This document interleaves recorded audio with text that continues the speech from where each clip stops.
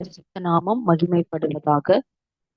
இந்த நல்ல காலை வேளையில கூட கர்த்தருடைய வார்த்தையை கேட்க வந்திருக்கிற ஒவ்வொருவரையும் இயேசு கிறிஸ்துவின் இணையற்ற நாமத்தினாலே உங்களை வாழ்த்தி வரவேற்கிறேன். இந்த நாளில் ஆண்டுடைய வார்த்தைக்காய் நான் அவர் சமூகத்திலே காத்திருந்து ஜெபித்த பொழுது கர்த்தர் என்னோடு கூட பேசி இடைப்பட்ட வார்த்தையை நான் உங்களோடு கூட பகிர்ந்து கொண்டு உங்களுக்காக நான் ஜெபிக்க விரும்புகிறேன். என்னோடு கூட திருப்பிக் கொள்ளுங்கள். எபேசியரின் புஸ்தகம் 6வது அதிகாரம்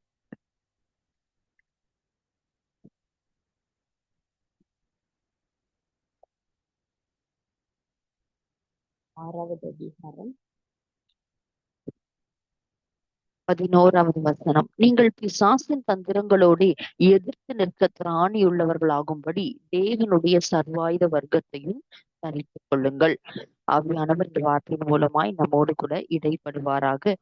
கடந்த நாட்களிலே, இந்த 7 நாட்களிலே தேவன் நமக்கு நிறைய காரியங்களை ஒவ்வொரு நாளும் கற்றுக் கொடுக்குறாங்க.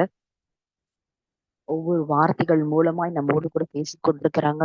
நம்ம இந்த வருகிற வருடத்திலே நம்ம எப்படியெல்லாம் அந்த பலனை பெற்றிருக்கணும், ஆவியில தேவன் நம்மை பலப்படுத்தி நடத்த விரும்புகிறார், நம்மை வழி நடத்தி நம்மளுக்கு காண்பித்து நம்மளை கைட் பண்ண விரும்புகிறார். நம்ம பார்த்தோம் நம்மளுடைய வேகம் ஆவிக்குரிய வாழ்க்கையில எப்படி இருக்க வேண்டும், நம்ம எப்படி ஓடணும், அடுத்த வருஷத்துக்குரிய எல்லா காரியங்களையும் தேவன் நம்ம கொஞ்சம் கொஞ்சமா கற்றுக் கொடுத்து கொண்டே இருக்கிறாங்க. இந்த நாளில கூட ஆவியானவர் எனக்கு சொன்னதை நான் உங்களுக்கு சொல்லி உங்களுக்காய் நான் ஜெபிக்க விரும்புகிறேன். என்னன்னு சொன்னா, ஆண்டவர் இந்த வசனத்தை வாசித்து இது தியானித்துக் கொண்டிருக்கும் பொழுது கர்த்தர் என்னோடு கூட இப்படியாய் பேசினார். நாம் எதிர்த்து நிற்க வேண்டும் என்று சொல்லி தேவன் என்னோடு கூட பேசினார். சத்துருவுக்கு எதிர்த்து நில், சத்துருவுக்கு எதிர்த்து நில். இந்த வார்த்தையின் மூலமாய் தான் தேவன் என்னோடு கூட பேச ஆரம்பித்தாங்க. ஏன்னா வசனம் ஒரு இடத்துல சொல்லியிருக்கோம், தீமைக்கு எதிர்த்து நிற்க வேண்டாம், ஒருத்தர் உங்களை ஒரு கன்னத்துல அறைந்தா மறு கன்னத்தை காண்பீங்க அப்படின்னு சொல்லப்பட்டிருக்கோம். இது வேற. தீமைக்கு எதிர்த்து நிற்க வேண்டாம். நமக்கு எதிராக இழைக்கப்படுகிற தீமைக்கு நீங்க நீங்க ஒரு வார்த்தை பேசினா நான் 10 வார்த்தை பேசுவேன், நீங்க இப்படி சொன்னா நான் அதுக்கு பதில் நான் இப்படி சொல்லுவேன் அப்படின்னு இல்லை. அது தீமைக்கு எதிர்த்து நிற்கிறது. அந்த தீமை அதுக்கு அந்த எதிர்த்து நிற்கிற காரியத்தை கர்த்தர் சொல்லல. ஆனா ஆண்டவர் இங்க வேற ஒரு எதிர்த்து நிற்கிற காரியத்தை சொல்லுகிறார். என்னன்னு சொன்னா, நம்ம யாரோடு எதிர்த்து நிற்க வேண்டும், எவ்வாறு எதிர்த்து நிற்க வேண்டும் என்று சொன்னால், நாம் பிசாசோடு எதிர்த்து நிற்க வேண்டும், பிசாசோடின் தந்திரங்களோடு எதிர்த்து நிற்க வேண்டும் என்று சொல்லி தேவன் நமக்கு கற்றுக் கொடுக்கிறார். அதற்கு திராணியுள்ளவர்களாகும்படி சர்வாயுத வர்க்கத்தையும் நாம் தரித்து கொள்ள வேண்டும் என்று தேவன் நமக்கு ஒரு ஒரு ஆலோசனையை தேவன் இந்த வசனத்திலிருந்து நமக்கு கற்றுக் கொடுக்கிறார். இங்க வரக்கூடிய நாட்களிலே நாம் இன்னும் விரைவாய் ஓட போகிறோம். அநேக ஆத்துமாக்களை நம்ம தேவனுக்கு என்று ஆதாயப்படுத்த போகிறோம். அநேக வாசல்களை கத்த நமக்கு திறக்க போகிறார். நம்ம ஓடிக்கொண்டே இருக்க போறோம். ஆனா நமக்கு சத்துரு எதிராய் அநேக காரியங்களை செய்து கொண்டேதான் இருக்க போகிறான். ஆனா இந்த சத்துருவை நம்ம வாழ்க்கையில எதிர்க்க வேண்டும். ஒருவேளை அது எப்படி, நாங்க எந்த தப்பும் பண்ணலையே, நாங்க எதிர்த்துதான் நாங்க நிக்கிறோம் அப்படின்னு நம்ம சொல்லலாம். ஆனா ஆவியானவருடைய வார்த்தை நமக்கு எப்படி ஆண்டவர் இதை எனக்கு கற்றுக் கொடுத்தாங்க அப்படின்னு சொன்னா, அவன் தந்திரங்களோடு எதிர்த்து நிற்க நாம் திராணியுள்ளவர்களாக காணப்பட வேண்டும். முதல்ல தந்திரம் என்னன்னு தெரிந்தாதான் சத்ருவுக்கு எதிராய் நாம் எதிர்த்து நிற்க முடியும். அப்பதான் நம்ம திராணியுள்ளவர்களாகும்படிக்கு எதிர்த்து நிற்க நமக்கு ஒரு திராணி வேணும். அதுக்கு நம்ம என்ன பண்ணணும்னா, தேவனுடைய சர்வாயுத வர்க்கத்தையும் தரித்து கொள்ள வேண்டாம். நம்ம வாழ்க்கையில எத்தனையோ சூழ்நிலைகள், எத்தனையோ பிரச்சனைகள் நாம இருக்கிற ஸ்தானத்தை விட்டு நம்மளை ஓடி போக பண்ற மாதிரியான பல சூழ்நிலைகளை சத்ரு நமக்கு கொண்டு வரலாம். நமக்கு எதிரான அநேக காரியங்கள் நம்ம வாழ்க்கையில காணப்படலாம். ஆனாலும் ஆவியானவர் இந்த காலவேளையில சொல்லுகிற ஒரு வார்த்தை, நீ ஓடாதே, நீ நான் உனக்கு வைத்திருக்கிற ஸ்தானத்துல நெல்லு, சத்ருவை எதிர்த்து நில்லு, சத்ருவை எதிர்த்து நில்லு. உங்க குடும்பத்துல நீங்க நிக்கணும். உங்களுக்கு எதிராக அடிக்கிற அந்த காற்றுல, அந்த புயல்ல நீங்க நிக்கணும். உங்களுக்கு எதிரான சூழ்நிலையில நிக்கணும். உங்களை அழிக்க நினைக்கிற சத்ருவுக்கு முன்பதாக நீங்க நிக்கணும்னு தேவன் விரும்புகிறாரு. நம்ம என்ன யோசிப்போம்னா, ஆண்டவரே இந்த பிரச்சனையில என்னால சஸ்டெயின் பண்ணி நிக்க முடியல, இதுல எதிர்த்து நிற்க முடியல, என்னை விட்டுருங்க, நான் எங்கேயாவது ஓடிடுறேன், ஏசப்பா என்னை விட்டுருங்க அப்படின்னு சொல்லுவோம். அந்த 2026 ஃபேஸ் பண்றதுக்கே பயப்படுவோம். ஆண்டவரே இது மறுபடியும் அதே ஒரு காரியத்தோட தான் நான் சுமந்து கொண்டுதான் இந்த 2026க்குள்ளேயும் போகணுமா அப்பா, இந்த காரியம் எதுக்கு ஆண்டவரே அப்படின்னு நம்ம நினைப்போம். ஆண்டவர் சில இடங்களிலே ஆண்டவர் பிள்ளைகளை வருகிற வருடத்துல நிற்க பண்ண போகிறார். அதுல முதல் காரியம் உங்களை எங்க நிற்க பண்ண விரும்புகிறார்னா, சத்துருவுக்கு எதிர்த்து நிற்க பண்ண விரும்புகிறார். உங்க வாழ்க்கையில சத்துரு செய்த எல்லா சதி திட்டங்களுக்கு எதிராய் நிற்க பண்ண விரும்புகிறார். அதை எதிர்த்து நிற்க பண்ண விரும்புகிறார். அவனுடைய உபாயங்கள் தோற்று போகத்தக்கதாய் வல்லமையாய் உங்களை ஜெபத்திலே எதிர்த்து நிற்க பண்ண விரும்புகிறார். அவருடைய எந்த ஒரு காரியங்களும் உங்களை சேதப்படுத்தாதபடி அந்த தந்திரங்களை அறிந்து கொண்டு அவருடைய சர்வாயுத வர்க்கத்தை தரித்து ஆவியிலே யுத்த புருஷர்களாய் தேவ அபிஷேகத்தோடு கூட நீங்க சத்துருவை எதிர்த்து நிற்க வேண்டும் என்று தேவன் விரும்புகிறார். ஏன்னா ஆண்டவர் தான் சொல்றாங்க அந்த வசனத்துல பாருங்க, 10வது வசனம், கர்த்தரிலும் அவருடைய சத்துவத்தின் வல்லமையிலும் பலப்படுங்கள் என்று சொல்லப்பட்டிருக்கிறது. ஏன் சொன்னா, கெட் ஸ்ட்ரென்த், இன்னும் பலப்படுங்க, இன்னும் பலப்படுங்க, இந்த 7 நாள் பலப்படுங்க, இந்த 7 நாள் இன்னும் பலப்பட்டு கொண்டே இருங்க. இனி வரக்கூடிய நாட்கள்ல எதிராளியான சத்ரு நம்மை விழுங்கலாமோ என்று, நம்மை அழிக்கலாமோ என்று, இந்த ஓட்டத்தை தடை செய்யலாம் என்று, நம்மை சோர்வுபடுத்தலாம் என்று, நம்ம வழியை குழப்பலாம் என்று தீர்மானித்திருக்கிறான். ஆனா அவன் திட்டம் பண்ணின எந்த காரியங்களும் நடக்க போகிறது இல்ல. அவன் தீர்மானங்கள் நடக்க போகிறது இல்ல. தேவன் நமக்கு திட்டம் பண்ணினது, தேவன் நம்மை கொண்டு தீர்மானித்ததே நம்மளுடைய வாழ்க்கையில நடக்க போகிறது. அதுதான் கடந்த நாட்கள்ல ஆண்டவர் நம்ம கற்றுக் கொடுத்தாரு. இப்ப எல்லாம் சத்துரு இந்த மாதிரி நம்ம வழியை குழப்புவான், நம்மள பலனற்று போக பண்ணுவான். இப்பொழுதே ஆவியில பலனடைங்க, இப்பொழுதே என்னுடைய வழி நடத்துதலை பெற்றுக்கொள்ளுங்க, இப்பொழுதே இந்த வேகத்தோடு எனக்காக ஓட ஆரம்பிங்கன்னு சொல்லி கத்தர் வெவ்வேறு வார்த்தைகளின் மூலமாய் ஒவ்வொரு நாளும் நம்மை தைரியப்படுத்தினார். இந்த நாள்ல தேவன் நம்ம எப்படி தைரியப்படுத்த விரும்புகிறார், என்ன யுக்திகளை சொல்லித்தர விரும்புகிறாருன்னு சொன்னா, நம்ம எல்லாரும் யுத்த புருஷர்களா இருக்கிறோம், யுத்த சேனைகளா இருக்கிறோம். ஐயோ எனக்கு இப்படிப்பட்ட ஒரு காரியம் நடந்துச்சு, ஐயோ சத்துரு என்னை இப்படி முடக்கிட்டான், என்னை இப்படி உட்கார வச்சுட்டான், இப்படி பிரச்சனை வந்துட்டு, அதனால நான் பலனற்று போயிருக்கிறேன்னு உட்கார்ந்துராதீங்க. உங்க குடும்பத்துல நீங்க எதிர்த்து நிற்கணும்னு சொல்லி கர்த்தர் சொல்லுகிறார். சத்துருவை நீங்கள் எதிர்த்து நிற்கணும். ஒருவேளை நீங்க ஒருவேளை நீங்க ஆண்டவரை பிடித்தவர்களா இருக்கலாம். ஏசப்பாவை நான் தாங்க எங்க வீட்டுல ரொம்ப ஆண்டவரை தேடுறேன், அவர் பிடித்து கொண்டிருக்கிறேன், அவர் நான் நேசிக்கிறேன், அவருக்காக நான் ஊழியம் செய்யறேன், அவர் நான் நம்புறேன். ஆனா எனக்கு எதிராதான் சத்துரு நிற்கிறான் அப்படின்னு நீங்க சொல்லுவீங்கன்னா, ஆண்டவர் சொல்றாங்க, அந்த பிசாசின் தந்திரங்களோட நீங்கள் எதிர்த்து நிற்கணும்னு சொல்லி தேவன் விரும்புகிறார். நீங்க எதிர்த்து நின்னா உங்க குடும்பத்தை நீங்க பாதுகாக்க முடியும். இந்த தரிசனத்துல உங்களால ஓட முடியும். தேவனுடைய ஊழியத்தை செய்ய முடியும். அதுக்கு திராணியுள்ளவர்களாகும்படி தேவனுடைய சர்வாயுத வர்க்கத்தை நாம் என்ன செய்ய வேண்டும் என்று சொன்னால் தரித்து கொள்ள வேண்டும். ஏங்க தரித்து கொள்ளணும்? நமக்கு மாம்சத்தோடும் இரத்தத்தோடும் துரைத்தனங்களோடும் அதிகாரங்களோடும் இப்பிரபஞ்சத்தின் அந்தகார லோகாதிபதிகளோடும் வானமண்டலத்தின் பொல்லாதாவின் சேனைகளோடும் நமக்கு போராட்டம் உண்டு.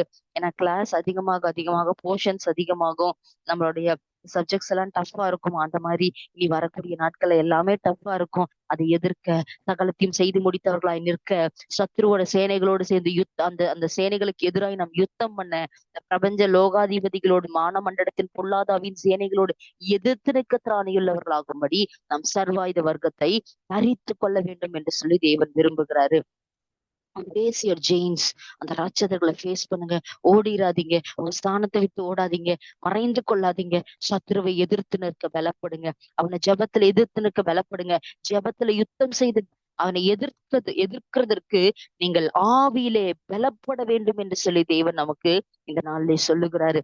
சாதாரணமா போய் யாரும் ராட்சதன் முன்னாடி நின்ற முடியாதுங்க. யாரும் பிரச்சனை பண்ண நம்மளுக்கு எதிராக இருக்கிற ஒரு சத்ருவை நம்ம எதிர்த்து நிக்கணும் அப்படின்னு சொன்னா நமக்குள்ள ஆண்டவருடைய சர்வாயுத வர்க்கம் வேணும். அது இல்லாம நம்ம போய் நிற்கவே முடியாது, சத்ருவை எதிர்த்து நிற்க முடியாது.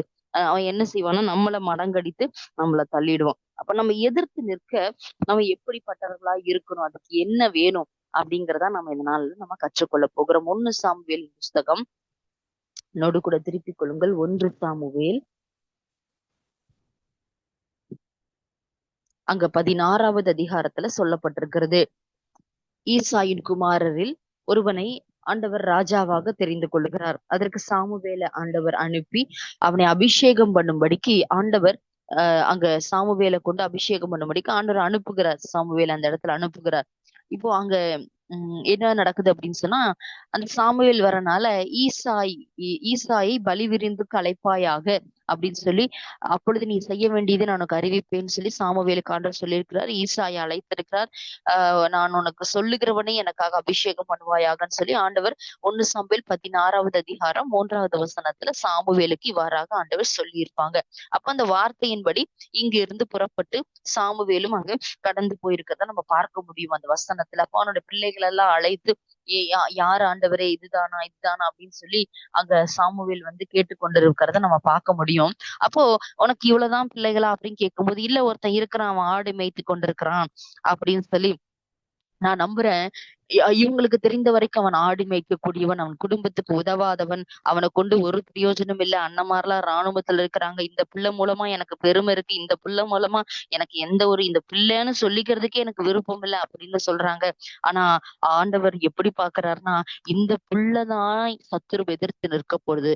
இந்த பிள்ளைதான் குடும்பத்துக்கு எதிரான சத்துருவு மட்டும் இல்ல, தேசத்துக்கு எதிரான சத்துருவோ, கண்டங்களுக்கு எதிரான சத்துருவை எதிர்த்து நிற்கக்கூடிய ஒரு வல்லமைய இந்த சின்ன சேனைக்குள்ள வச்சிருக்கிறேன்னு சொல்லிதான் அன்னைக்கு தாவீதை தேவன் அழைத்து அனுப்பி அபிஷேகித்தாரு. இன்னைக்கு ஒருவேளை உங்க குடும்பத்துல நீங்க சிறுமைப்படுத்தப்பட்ட சூழல் இருக்கலாம், நீங்க ஒதுக்கப்பட்ட சூழல் இருக்கலாம், நீங்க புறக்கணிக்கப்பட்ட சூழ்நிலையில இருக்கலாம். ஆனா ஆண்டவர் எப்படி பார்க்கிறாருன்னா, வரக்கூடிய நாட்களில உங்க குடும்பத்துக்கு எதிராய் போராடுகிற சத்ரு, உங்களுடைய வீட்டுக்குள்ள போராடுகிற சத்ரு, இல்ல இந்த தரிசனத்துல ஊழிய செய்ய விடாதபடி உங்களுக்கு மேல போராடுகிற எல்லா ஒரு அந்தகார வல்லமைகளை எதிர்த்து நிற்க திராணி உள்ளவர்களாகும்படி தேவன் உங்களைதான் முன்குறிச்சிருக்கிறார், உங்களைதான் அழைக்கிறார். அந்த அபிஷேகத்தை உங்களுக்குள்ளதான் வைக்க விரும்புகிறார். உங்களை எதிர்த்து நிற்பதற்கு, உங்களை சத்துருக்கு எதிராக உங்களை எதிர்த்து நிற்க பண்ணுவதற்கு உங்களை இந்த நாள் அபிஷேகிக்க விரும்புகிறார்.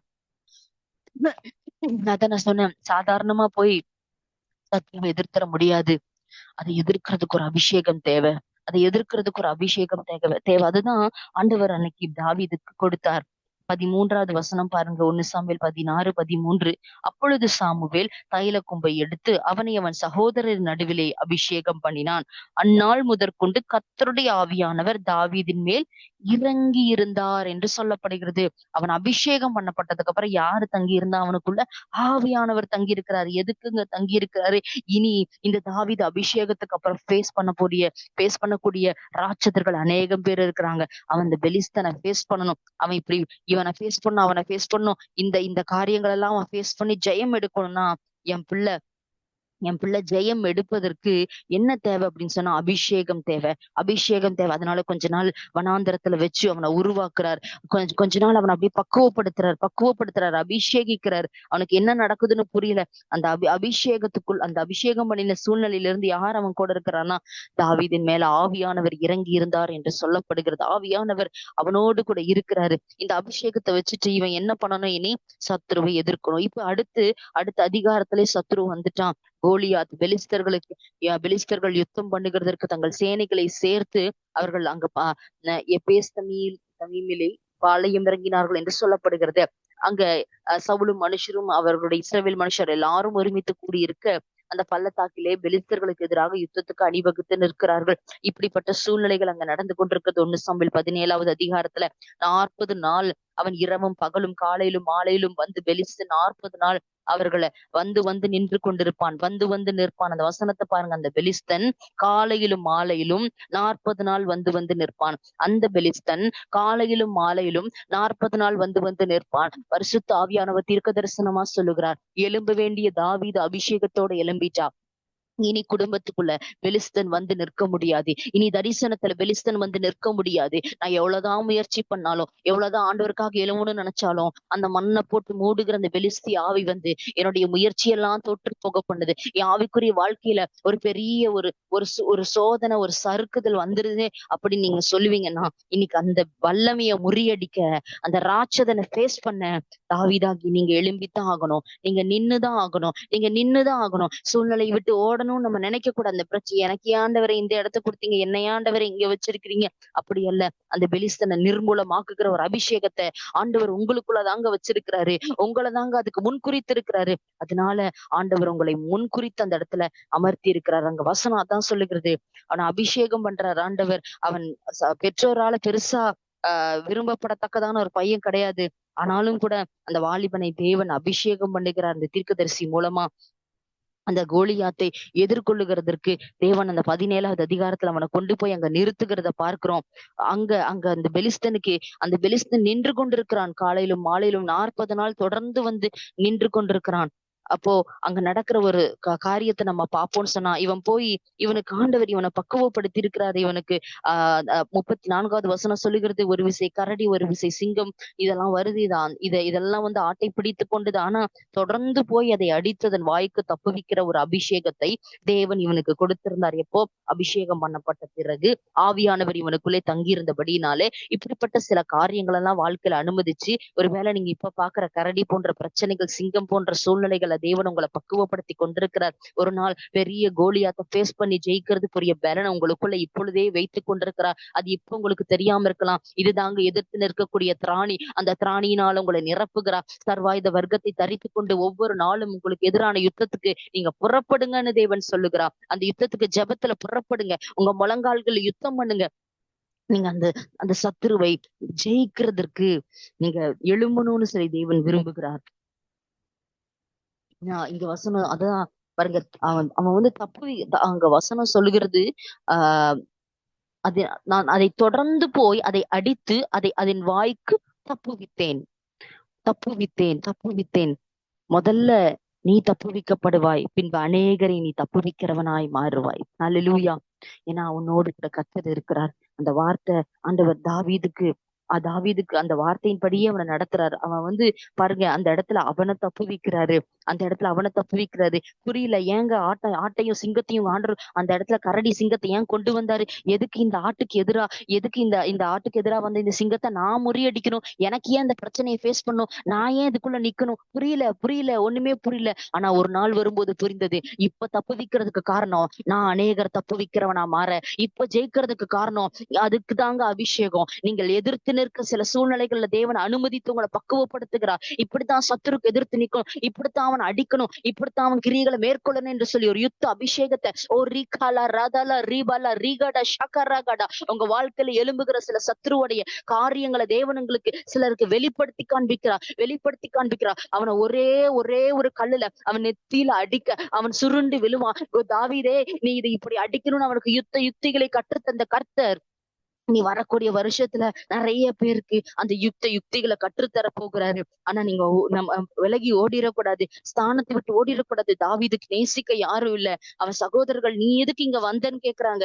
உன்னை யார் இந்த இடத்துல வர சொன்னா? உன்னுடைய இருதயத்தின் துணிகரத்தை அறிவேன், அகங்காரத்தை அறிவேன்னு சொல்றாங்க.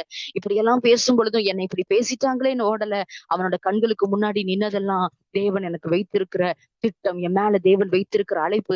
சும்மா கரடி சிங்கத்தை கொண்டு வரலையே, அதுக்கு பின்னாடி என்னமோ இருக்கு. என்னையும் தப்புவிக்க வச்சாரு, என்னையும் அந்த இடத்துல தப்பு பண்ணாரு. அங்கேயே நான் செத்து போயிருக்கணும்ல. ஆனா எனக்கு அந்த கரடி சிங்கத்துல இருந்து என்னை காப்பாத்தினாரு, என் ஆட்டை காப்பாத்தினாரு. ஏதோ ஒரு நோக்கம் இருக்கு. என்னை காப்பாத்தின தேவனுக்கு ஒரு நோக்கம் இருக்கு. நான் அநேகரை காப்பாத்தணும், அநேகர் அந்த பாவ அடிமைத்தனத்துல இருந்து மீட்டு எடுக்கணும். நான் ஓடக்கூடாது. இனி வருகிற வருடத்துல நான் எதிர்த்து நிற்க வேண்டும் என்று சொல்லி சத்ருவுக்கு நீங்கள் எதிர்த்து நிற்கிறவர்களாய் மாறணும். அதுக்கு அவனுக்கு தேவையா இருந்தது அபிஷேகம். அந்த அபிஷேகத்தை கொண்டு அவன் எதிர்த்து நிற்கிறான். அவன் கையில ஒண்ணுமே இல்லைங்க, வெறும் கல்லும் கவனம் தான் இருக்குது. அதை அவனை மேற்கொண்டு அவனை மடங்கடித்து அவனை கொன்று போட்டான். தாவீது கையில் பட்டயம் இல்லாதிருந்ததுன்னு சொல்லப்படுகிறது. இன்னைக்கு ஆவியானவர் நம்மோடு கூட பேசிக் கொண்டிருக்கிறாரு. பரிசுத்த ஆவியானவர் நம்ம கிட்ட பேசிக் கொண்டிருக்கிறாரு. என்கிட்ட இது இருக்கு, அது இருக்கு, அப்படியெல்லாம் இல்லையோ, அவங்க என்ன நேசிக்கல, இவங்க நேசிக்கல, அப்படி சொல்றாங்க, இப்படி சொல்றாங்க, அப்படியெல்லாம் இல்ல. ஆண்டவர் உங்க மேல பெரிய திட்டம் வச்சிருக்கிறாரு. ஒரு சின்ன பையனை கல்ல வச்சு சத்ருவ மடங்கடிக்க வைக்க முடியும்னு சொன்னா, நம்ம மேல வச்சிருக்கிற அபிஷேகம் பெரிய அபிஷேகம். அந்த அபிஷேகத்தை கொண்டு உங்க வாழ்க்கையில எழும்பி நிக்கிற பெரிய கோலியாத் போன்ற சத்துருக்களை உங்களை கொண்டே முறியடிக்க வைக்க தேவனால முடியும். எத்தனை பேர் ஆமேன்னு சொல்றீங்க? எத்தனை பேர் நம்புறீங்க? ஆமேன். நம்மளுடைய வாழ்க்கையில அதை அப்படியே ஆண்டவர் செய்வார். நீங்க நம்புனீங்கன்னா உங்க வாழ்க்கையில செய்வார். அந்த கோலியாத்தை மேற்கொள்ளுகிற ஒரு அபிஷேகத்தை நமக்கு வைத்திருக்கிறார். ஆனா நாம என்ன பண்றது இல்லைன்னா எதிர்த்து நிற்கிறது இல்ல. நம்ம ஓடுறோம், பயப்படுறோம். ஆனா இந்த தாவீது ஓடல, கோலியாத் முன்னாடி ஓடல, அவன் எதிர்த்து நின்றான். அததான் இந்த வசனத்துல நம்ம பார்க்கிறோம். இப்ப சங்கீதம் 23 எடுத்துக்கிட்டீங்கன்னு சொன்னா, எதிர்த்து நின்ற அவனுக்கு ஆண்டவர் என்ன ஆயத்தம் பண்ணி வைத்திருந்தார் பாருங்க. சங்கீதம் 23வது அதிகாரம் என்னோடு கூட திருப்பிக் கொள்ளுங்கள். சங்கீதம் 23வது அதிகாரம் 5வது வசனம். என் சத்துருக்களுக்கு முன்பாக நீர் எனக்கு ஒரு பந்தி ஆயத்தப்படுத்தி என் தலையை எண்ணெயால் அபிஷேகம் பண்ணுகிறீர். என் பாத்திரம் நிரம்பி வழிகிறது. பரிசுத்த ஆவியானவர் என்ன காரியத்தை தாவீதுக்கு ஆயத்தம் பண்ணி வைத்திருக்கிறார் பாருங்க. அவன் எதிர்த்து நின்ற சத்துருக்களுக்கு முன்பாக ஒரு பந்தியை ஆயத்தப்படுத்துகிறார். அவன் தலையை எண்ணெயால் அபிஷேகம் பண்ணுகிறார். ஹல்லேலூயா. இன்னைக்கு ஆவியானவர் சொல்லுகிறாரு, உனக்கு எதிர்த்து நிற்கிற சத்துருவ, உனக்கு உனக்கு எதிரா ஒரு சத்துரு நிக்கிறாமா, எதிரா ஒரு சத்துரு நிக்கிறான்பா, அந்த சத்துருக்கு எதிரா நீ நின்று ஓடாத. உன் பிரச்சனைய சூழ்நிலையை பார்த்து ஓடிராத, எதிர்த்து நில்லு. உனக்கு பந்தி ரெடியா இருக்கு, உனக்கு பந்தி ரெடியா இருக்கு, உனக்கு ஒரு அபிஷேகம் ரெடியா இருக்கு, உனக்கு ஒரு கிரவுண்ட் ரெடியா இருக்கு, உனக்கு ஒரு ரிவார்ட் ரெடியா இருக்கு அப்படின்னு சொல்லி ஆவியானவர் சொல்லுகிறாரு. ஐயோ இந்த ஸ்தலத்துல ஊழியம் செய்ய முடியல, ஐயோ இந்த வீட்டுக்குள்ள இருக்க முடியல, இந்த வேலையில இருக்க முடியலன்னு நம்ம ஓட வேண்டாம்னு ஆண்டு சொல்றாங்க. நமக்கு ஒரு பந்தி ரெடியா இருக்கு. சமீபத்துல ஒரு மெசேஜ் நான் கேட்டுட்டு இருக்கும் போது இப்படியாய் ஒரு ஒரு பிரசங்கியார் சொன்னதை நான் கேட்டேன். என்னன்னு சொன்னா, அந்த நாட்கள்ல ஆடு மேய்க்கிறவங்க, அந்த மந்தை மேய்ப்பர்கள் என்ன பண்ணுவாங்கன்னு சொன்னா, அந்த ஆட்டுக்குட்டிகள் தலை மேல அவங்க மேய்க்க அனுப்புறதுக்கு முன்னாடி அந்த ஆட்டுக்குட்டிகளோட தலை மேல எண்ணெய வச்சு அனுப்புவாங்களாம். அதோட ஒவ்வொரு ஆட்டுக்குட்டியோட தலைக்கு மேலயும் எண்ணெய வைத்து வைத்து அனுப்புவாங்களாம். அப்ப அனுப்பிட்டு அந்த மேய்ப்பன் உட்கார்ந்து பார்த்துட்டே இருப்பாராம். ஏன் அப்படின்னு சொன்னா, அவங்க அந்த ஆட்டுக்குட்டிகள் மேய்ந்து கொண்டிருக்கிற அந்த வயல்வெளிகளுக்குள்ள அநேக பாம்புகள் உள்ள அங்கேயும் இங்கேயும் அலையுமா.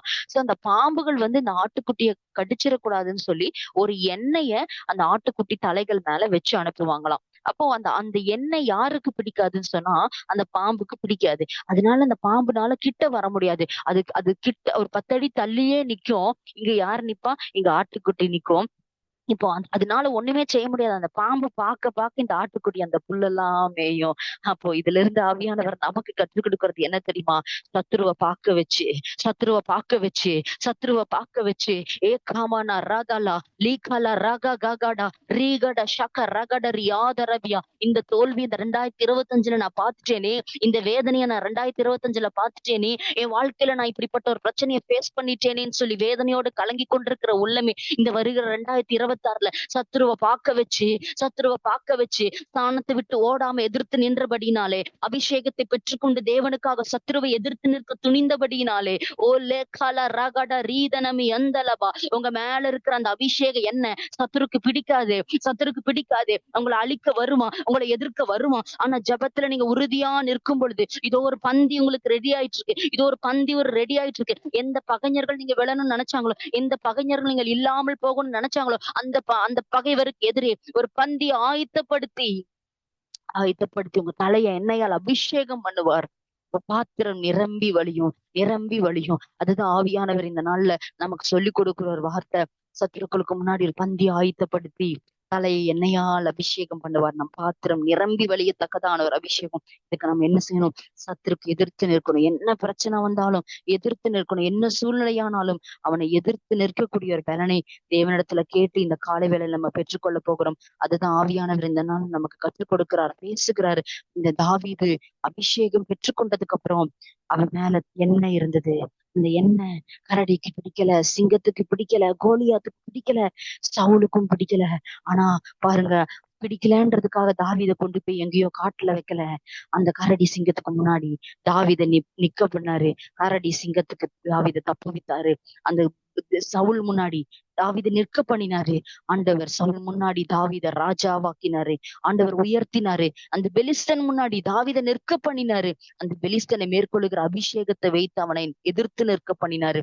இன்னைக்கு ஆவியானவர் உங்களுக்கு சொல்லுகிற ஒரு வார்த்தை, எதிரியை நினைச்சு எதிராளியாகிய சத்துருவானவன் நீ நினைத்து உங்க பிரச்சனைகளை நினைத்து உங்க வாழ்க்கையில அவன் கொண்டு வந்த சோர்வுகளை நினைத்து சோர்ந்து போகாதீங்க. இன்னைக்கு ஆவியானவர் உங்களை தட்டி எழுப்பி கொண்டு போக விரும்புகிறார். ஒருவேளை அது காற்று மாதிரி வந்தா கூட, ஒரு காற்று போன்ற ஒரு கொந்தளிப்பு என் வாழ்க்கையில இப்படிப்பட்ட காற்று வந்து, ஏன்னா வசனம் அப்போஸ்தலர்கள் அழகா சொல்லப்பட்ட காற்று வந்து அந்த காற்றுல நாங்க அகப்பட்டு கொண்டோம் என்று சொல்லி, அந்த காற்று அது எங்களை வந்து வேற விதமா கொண்டு போயிட்டுங்க. ஒரு காற்று ஒரு புயல் எங்க வாழ்க்கையில வந்து அடிச்சது. அப்போஸ்தலர்ல 27வது அதிகாரம் நினைக்கிறேன். அதுல சொல்லப்பட்டிருக்கும் 15வது வசனம், கப்பல் அதில் அகப்பட்டு கொண்டு எதுல யுரோக்ளித்தான் கொடுங்காற்றுல ஒரு யுரோக்ளித்தான் கொடுங்காற்று நம்ம வாழ்க்கையில நம்மளோட கப்பல் வாழ்க்கைன்ற கப்பல்ல மோதி இருக்கலாம். அப்ப அந்த கப்பல் அதில் அகப்பட்டு கொண்டு காற்றுக்கு எதிர்போக கூடாதபடியினால் காற்றின் போக்கிலே கொண்டு போகப்பட்டோம். பிரச்சனையின் போக்கிலே கொண்டு போகப்பட்டோம். கடந்த நாட்கள்ல அந்த சூழ்நிலையின் போக்கிலே கொண்டு போகப்பட்டோம். மனுஷங்க பேசின வார்த்தையின்படி அப்படியே அதை கேட்டுட்டே அப்படியே போனோம். பிரச்சனைகள் இப்படித்தான் இருக்கு, இதுதான் என் வாழ்க்கைன்னு இப்படியே போனோம். நமக்கு தெரியல இதுக்கு பின்னாடி இருக்கிற மனுஷங்கள்ல இந்த மனுஷங்களுக்கு பின்னாடி இருக்கிற சத்துரு, நமக்கு எதிராய் திட்டம் செய்து கொண்டிருக்கிற சத்துரு, அவனை இனங்கண்டு கொள்ள முடியல, அவனை எதிர்த்து நிற்க முடியல. அந்த வல்லமை, அந்த கிரியைகளுக்கு எதிரான ஒரு வல்லமை நமக்குள்ள இருக்குது. நம்ம மேல அவர் அபிஷேகம் இருக்கு என்பது அநேக நேரம் உணரல. ஆனா இன்னைக்கு அந்த அபிஷேகத்தை தேவன் மறுபடியும் ரெனியூ பண்ண விரும்புகிறாரு. அந்த அபிஷேகத்தை நமக்குள்ள ஊற்ற விரும்புகிறாரு. ஊற்றப்பட்ட அந்த அபிஷேகத்தோடு கூட சுமந்து கொண்டு கோலியாத் முன்னாடி சிலர் நிற்க போறீங்க. இனி காற்று உங்களை கொண்டு போக போறதில்ல. இனி பிரச்சனை உங்களை அதன் போக்கிலே கொண்டு போக போகிறதில்லை. அந்த சூழ்நிலை அதோட சூழ்நிலையின் போக்கிலே உங்களை கொண்டு போக போகிறதில்லை. தீர்க்க தரிசனமாய் கர்த்தர் சொல்லுகிறாரு, ஓ காற்றின் போக்கிலே கொண்டு போகப்பட்டோம், சூழ்நிலையின் போக்கிலே கொண்டு போகப்பட்டோம் என்று சொல்லுகிறவர்கள் இந்த கால வேளையில கர்த்தர் சொல்லுகிற ஒரு வார்த்தை, இனி எந்த ஒரு காரியமும் உங்களை கொண்டு போக முடியாதுங்க. நீங்க அந்த காற்றெல்லாம் கொண்டு போக போறீங்க, நீங்க அந்த சூழ்நிலையெல்லாம் கொண்டு போக போறீங்க. ஏன்னா உங்க மேல அபிஷேகம் இருக்குது. அந்த அபிஷேகத்தை நிமித்தமா சத்ருவை பார்க்க வச்சு ஒரு பந்தி, அந்த பந்தி இந்த 2026 ரெடி ஆயிட்டு இருக்கு. அந்த மகிமை இந்த 2026 ரெடி ஆயிட்டு இருக்கு. சத்ருவை பார்க்க வச்சு உங்க தலையை அபிஷேகிக்கிற கர்த்தர் ஜீவனோடு கூட இருக்கிறாரு. காற்றில் போக்கை அகப்பட்டுதான் போனாங்க. ஆனா பாருங்க, பவுலோட நம்பிக்கை அந்த இடத்துல நிறைவேறுகிறத பார்க்கிறோம். ஆண்டவர் அந்த இடத்துல பவுல் தான் ஸ்டெடியா நிக்கிறான். இல்ல, தேவன் சொல்லியிருக்கிறார், அவர் சொல்லப்பட்ட பிரகாரமாகவே நடக்கும். என் சரக்குகள் எல்லாம் தூக்கி கடலில எறிந்தாலும், வருத்தத்தோடு படவை வசப்படுத்தினாலும், பாய்களை இறக்கி இவ்விதமாய் நாங்கள் கொண்டு போகப்பட்டாலும், சாப்பிடாம இருந்தாலும், தப்பி பிழைப்போம் என்ற நம்பிக்கை அற்று போனாலும், ஆனா என் நம்பிக்கை அற்று போகாது. ஏன்னா என் தேவன் ஜீவன் உள்ளவர், நான் அவரை நம்புறேன், என்ன ஆண்டவர் தாண்ட பண்ணுவார் என்று நம்பினான். ஆண்டவர் அதே மாதிரி அவனை தாண்ட பண்ணினாரு. இன்னைக்கு உங்க வாழ்க்கையில எந்த பிரச்சனையில நீங்க தாண்ட முடியாதுன்னு நினைக்கிறீங்க, எந்த கோலியாத்தை ஃபேஸ் பண்ண முடியாதுன்னு நினைக்கிறீங்க, எந்த ஒரு பெலிஸ்தன் முன்னாடி நிக்க முடியாதுன்னு நினைக்கிறீங்க, எந்த ஒரு அசீரியன் எதிர்க்க முடியாதுன்னு நினைக்கிறீங்க, அவனை எதிர்க்கத்தக்க வல்லமையை இந்த காலைகளில் உங்களுக்குள்ள வைக்கிறாருங்க. அவனை மேற்கொள்ளத்தக்க அபிஷேகத்தை உங்களுக்கு ஆண்டவர் வைக்கிறாருங்க. எதிர்த்து நிக்க நீங்க திராணியுள்ளவர்கள் ஆகணும், தந்திரங்களை எதிர்க்க திராணியுள்ளவர்கள் ஆகணும். விரும்பாத எலும்பு பள்ளத்தாக்குல எசேக்கியரை கொண்டு போய் தேவன் நிறுத்தினார். அவனுக்கு எலும்புகளுக்குள், அது செத்த எலும்புக்கு நடுவுல நிற்க பிரியம் இல்ல, உலர்ந்த எலும்புகளுக்கு நடுவுல நிற்க பிரியம் இல்ல. ஆனாக்கா கொண்டு போய் நிறுத்தினாரு. ஒரே ஒரு காரியம் ஆண்டவருக்கு தெரியும்.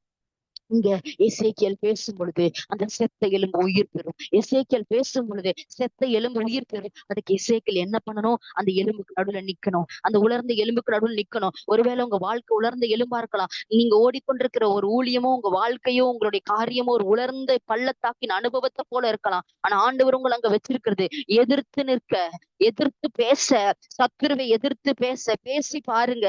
அந்த உலர்ந்த எலும்புகள் உயிர்ப்பிக்கப்பட்டு ஒரு சேனையா எழும்பும். 2026 ஒரு சேனை எழும்பும். அவர்கள் தேவ சேனையை போல் மகா சேனை ஆனார்கள் என்ற வார்த்தையை நம்ம வாழ்க்கையில நிறைவேற்றுவார். இனி சூழ்நிலை போகிற போக்குல நம்ம கொண்டு போகப்பட மாட்டோம். பிரச்சனைகள் நம்மளை இழுத்து கொண்டு போற போக்குல நம்ம கொண்டு போகப்பட மாட்டோம். ஏன்னா நம்ம மேல ஒரு திட்டம் இருக்குது, நம்ம மேல ஒரு தீர்மானம் இருக்குது. அது நிமித்தமா அவன் இஷ்டத்துக்கு நம்மளை கொண்டு போக முடியாது. இனி அவர் இஷ்டத்துக்கு நம்மை திருப்புகிற தேவனா இருக்கிறாரு. நம்மை திருப்புவார். நம்மை திருப்பி அவருடைய ராஜ்யத்துக்கு, அவருடைய திட்டத்துக்கு நம்மை அசாதாரணமா எடுத்து பயன்படுத்துவாரு. ஆவியானவர் இந்த காலை வேளையில சொல்லுகிற வார்த்தை, எதிர்த்து நில். சூழ்நிலையை பார்த்து, அவருடைய பிரச்சனைகளை பார்த்து பின்வாங்காதே, துணிந்து நில். ஆவியிலே எதிர்த்து நில், தந்திரங்களோடு எதிர்த்து நில். அதுக்கு திராணியுள்ளவர்கள் ஆகும்படி சர்வாயுத வர்க்கத்தை நீ தரித்து கொண்டு நில். என்னால் உனக்கு போராட்டம் உண்டு. ஆவியோடு அந்த வசனம் சொல்லுகிறது, போராட்டம் உண்டு. மனுஷிக மாந்திரிக வல்லமைகளோடு, அந்தகார கிரியைகளோடு நமக்கு போராட்டம் உண்டு. ஆனா எதிர்த்தனுக்கு திராணியுள்ளவர்கள் ஆகும்படியா அபிஷேகத்தை, சர்வாயுத வர்க்கத்தை தரித்துக்கொள் என்று தேவன் சொல்லுகிறார். நம்மை தரித்து கொண்டு எதிர்த்து நின்னா கோலியாத்துக்கு கிடைச்ச மாதிரி ஒரு பந்தி, கோலியாத்தை நிர்மூலமாக்கின தாவீதுக்கு கிடைச்ச மாதிரி ஒரு பந்தி அது நமக்கு ரெடியா இருக்கு. ஜெயம் நமக்கு ரெடியா இருக்கு. நமக்கான ஒரு விக்டரிய தேவன் ரெடி பண்ணி வச்சிருக்கிறார். நமக்கான பந்தி ஆண்டவர் ஆயத்தம் பண்ணி வச்சிருக்கிறாரு. எப்படி வச்சு கொடுப்பாருன்னா, சத்ருவை பார்க்க வச்சு அந்த அந்த புல்லெல்லாம் மேயுது அந்த ஆடு. ஆனா அந்த பாம்பு அதை பார்த்துக்கிட்டே இருக்கு. ஒண்ணுமே பண்ண முடியல, ஒண்ணுமே பண்ண முடியல. ஆண்டவர் அந்த பாம்பை அழிக்கல. பாம்பை முன்னாடி வச்சு அந்த ஆட்டுக்குட்டிய ஆண்டவர் போஷிக்கிறாரு, நடத்துறாரு, உடுத்துறாரு, ஆசீர்வதிக்கிறாரு. இதுதான் இந்த 2026ல நடக்க போது. உங்களை மகிமைப்படுத்துவார். உங்களை தேவருடைய பிரசன்னத்தினாலே நிரப்பி சத்துருவை மேற்கொள்ளும்படிக்கான ஒரு கிருபையை தருவார். அப்பா, உங்க பிள்ளைக்கு எங்கெல்லாம் எதிர்த்து நிக்கிறாங்களோ அங்கள ஒரு ஜெயத்தை தந்துருங்கப்பா. அப்படியே ஜெபிக்கலாமா? அப்படி இருக்கிற இடத்துல கண்களை மூடி தலைகளை தாழ்த்தி ஆண்டவர் நம்ம நோக்கி பார்க்கலாம். எந்தெந்த எதிரிகள் எல்லாம் அந்த 2025ல உங்களால மேற்கொள்ள முடியாம போச்சு, எந்த காரியத்தை எதிர்கொள்ள முடியல, ஐயோ இந்த வார்த்தைகளை எதிர்கொள்ள முடியல, இந்த சூழ்நிலை எதிர்கொள்ள முடியல, இந்த பிரச்சனை என்னால எதிர்கொள்ள முடியல அப்படின்னு சொல்லி எதெல்லாம் நீங்க சொன்னீங்களோ, எதெல்லாம் நீங்க அப்படி நினைக்கிறீங்களோ, அதெல்லாம் அதெல்லாம் உங்க உங்க கண்களுக்கு முன்னாடி கொண்டு வாங்க. நீங்க என்ன வேலை செஞ்சுட்டு இருந்தாலும், என்ன பண்ணிட்டு இருந்தாலும், அப்படியே இருக்கிற இடத்துல கண்களை மூடி தலைகளை தாழ்த்தி ஒரு விஷயம் உங்க வலது கரத்தை வானத்துக்கு நேரம் உயர்த்தி ஆண்டவர்ட்ட கேளுங்க. ஆண்டவர்ட்ட கேளுங்க, ஏசப்பா எனக்கு உதவி செய்யுங்க கத்தாவே, எனக்கு உதவி செய்யுங்க கத்தாவே. நீங்க இல்லைன்னு சொன்னா ஆண்டவரே எனக்கு யாரும் இல்ல, நீங்க தான் எனக்கு உதவி செய்யணும் ஏசப்பா. எதிர்த்து நிற்க கிருபை தாங்கப்பா. காட்டில் அகப்பட்டு கொண்டு காட்டின் போக்கிலே போனாங்க. ஆனா ஒரு பவுல் மட்டும் காட்டின் போக்குல போகல. ஆண்டவரே அவன் வார்த்தையின் போக்கிலே போகிறான். அவனுக்கு சத்துருக்களுக்கு முன்னாடி ஒரு பந்தி ஆயத்தப்படுத்தப்பட்டிருந்தது. எல்லாரும் பயந்து, அப்பா ஆண்டவரே, ராணுவமே பயந்து ஒளிந்து கொண்டிருக்கிறது. எல்லாரும் ஏதோ ஒரு போக்குல போறாங்க. ஆனா தாவீது மட்டும் அந்த போக்குல போகலப்பா. அவன் வித்தியாசமா, ஆண்டவரே, தேவன் தன்னை அழைத்திருக்கிற இளையவனாய் இருந்தாலும் தனக்குள்ள இருக்கிற ஆண்டவர் பெரியவர் என்று நம்பி அவனுக்கு சத்துருக்கு எதிர்த்து நிற்கிற ஆண்டவரே, அப்படி எதிர்த்து நிற்கிற அபிஷேகம், சத்துருக்கு எதிர்த்து நிற்கிற அபிஷேகம் எனக்கு தாங்கப்பான்னு கேளுங்க, எனக்கு தாங்கப்பான்னு கேளுங்க. இதோ வானம் திறக்கப்படுகிறது. கேட்கிற எவனும் பெற்றுக்கொள்ளுகிறா ஒரு அபிஷேகம் நீங்க இருக்கிற இடத்துல வந்து இறங்குதுங்க, இறங்குது. இனி வரக்கூடிய வருடத்துல ஒரு பந்தி உங்களுக்கு ஆயத்தமா இருக்குது. அந்த பந்தியை பெற்றுக்கொள்ள அந்த அபிஷேகம் உங்க தலை மேல, அபிஷேகம் தலை மேல, சில ஆட்டுக்குட்டிகள் மேல இதோ மேய்ப்பன் அபிஷேக தைலத்தை ஊற்றுகிறார், அபிஷேக தைலத்தை ஊற்றுகிறார். ஓ ரீகா காகடல ரபடா லீமா மரகல ரகடா ரீகா காகட ஷக ரகட ரீதரபியா லீமன லகன ஷேக காகடரா ரேகா காகட ரீதரா லீகல லகட லேப பரகட ஷக காகடரி ரீகா காகட ரியாதரா ரீகட தூலமன லரபா லேப பரகட ஷக ரகட ரியாதரபி அந்தலபடா. ஏசு கிறிஸ்துவின் நாமத்தினால அப்பா ஆண்டவரே, அப்பா முன்னேற முடியாதபடி அப்பா தடுத்த சத்துருக்களை எதிர்த்து நிற்கக்கூடிய வல்லமை உங்க பிள்ளைகளை நிரப்பட்டு சுவாமி, நிரப்பட்டு சுவாமி. அப்பா ஆண்டவரே, இந்த பாவங்களை முறியடிக்கிற ஒரு வல்லமை, அசுத்தங்களை முறியடிக்கிற ஒரு வல்லமை ஆண்டவரே, எதுக்கு அவர்கள் எதிர்த்து நிற்க முடியாம போச்சோ ஆண்டவரே, அப்பா அது இந்த வருடத்தை எதிர்த்து நிற்க மட்டுமல்ல ஆண்டவரே, வருகிற வருடத்துல அதை மேற்கொண்டு ஜெயிக்கத்தக்கதாய் அதன் மேலே நிற்கத்தக்கதான ஒரு வல்லமை உங்க பிள்ளைகளுக்கு நீர் கட்டவிழ்ப்பீராக இசப்பா. அபிஷேகத்தினால நிரப்புங்கப்பா. எதிர்த்து நிற்க கிருபை தாங்க. யுத்திகளை கற்றுக்கொள்ளுங்க ஆண்டவரே. ஒவ்வொரு ஆட்டுக்குட்டிகள் மேலேயும் அவங்க தலை மேல உங்க அபிஷேகத்தை வச்சிருக்கிறீங்க. சர்ப்பத்தை பார்க்க வச்சு பந்தி, அந்த பிசாசை பார்க்க வச்சு ஒரு பந்தி, ஆண்டவரே, எதிர் பேசினவர்களை பார்க்க வைத்து அவங்க தலை எண்ணெய் நீர் அபிஷேகம் பண்ணுகிற ஒரு பந்திய உங்க பிள்ளைகளுக்கு நீங்க வச்சிருக்கிறீங்க ஏசப்பா. அப்பா அது இந்த வருடத்துல நாங்க பாக்கணும்ப்பா. நீங்க அப்படி செய்ய போற கிருபை தயவுக்காய் நன்றி ஆண்டவரே. உமக்கு மாத்திரம் நாங்க மகிமை செலுத்துகிறோம், உமக்கு மாத்திரம் நாங்க மகிமை செலுத்துகிறோம். கேட்ட ஒவ்வொருவரையும் ஆசீர்வதிக்க இந்த வார்த்தையின்படி இந்த நாள் முழுவதும் அவர்களை இதுக்கெல்லாம் அவங்க எதிர்த்து நிக்க கூடாம போச்சோ அதுக்கான பலத்தை அவங்க சமூகத்துல அவங்க கேட்க அதை பெற்றுக்கொள்ள யுத்திகளை உங்ககிட்ட இருந்து பெற்றுக்கொள்ள அந்த அபிஷேகத்தை பெற்றுக்கொள்ள கிருபத்தாங்க. ஒவ்வொருவரையும் நீர் அபிஷேகித்து நடத்துங்க. தொடர்ந்து நீங்க பலப்படுத்துங்க, ஆளுகை செய்யுங்க இசப்பா. நான் முற்றிலுமாய் தாழ்த்தி வெறுமையாக ஒப்புக் கொடுக்கிறோம். உமக்கே சகல துதிகன மகிமை ஏறெடுக்கிறப்பா. ஏசு கிறிஸ்துவின் நாமத்தில் ஜெபிக்கிறேன் நீங்கள் ஜீவனோட நல்ல பிதாவே, ஆமேன். என் ஆத்துமாவே கத்தரை ஸ்தோத்ரி, என் முழு உள்ளமையடி பரிசுத்த நாமத்தை ஸ்தோத்ரி. என் ஆத்துமாவே கத்தரை ஸ்தோத்ரி. கத்த செய்த சகல உபகாரங்களையும் இன்றைக்கும் மறவாதே. ஆமேன். God bless you.